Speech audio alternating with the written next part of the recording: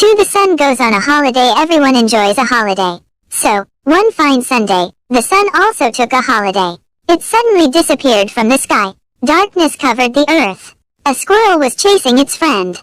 It stopped and wondered at the darkness. It guessed something was wrong and ran home. A little plant searched for the sun. It couldn't grow without the sun's rays. Flowers and leaves of the plant bent low to the ground.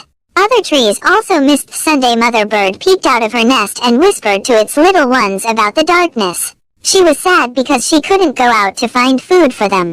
The bee couldn't find any honey. The Sunday mother bird peeked out of her nest and whispered to its little ones about the darkness. She was sad because she couldn't go out to find food for them. The bee couldn't find any honey because the flowers didn't bloom, so it went back to its hive. The sun wasn't there, so the wind got stuck up the hill. Men, women, and children stopped working. They opened their windows and said, "What happened to the sun?" It was very quiet everywhere and the warmth of the sun was missing too. All of them prayed for the sun to rise. The sun looked down from its abode. The stillness on the earth shocked the sun. The sun felt sorry. The earth seemed lifeless. This made the sun very sad. So he decided to stop his holiday and start shining again. The plants grew and flowers bloomed. Bees and birds started singing. The river flowed joyfully and the wind blew. Mother bird was happy and everyone on the earth began to work. Indeed, the sun can never go on a holiday. 2. सूरज छुट्टी पर जाता है. हर कोई छुट्टी का आनंद लेता है. तो एक अच्छा रविवार सूर्य ने भी छुट्टी ली. वह अचानक आसमान से गायब हो गया. धरती पर अंधेरा छा गया. एक गिलहरी अपने दोस्त का पीछा कर रही थी. वह रुक गया और अंधेरे पर आश्चर्य करने लगा. उसने अनुमान लगाया कि कुछ गड़बड़ है और घर भाग गया.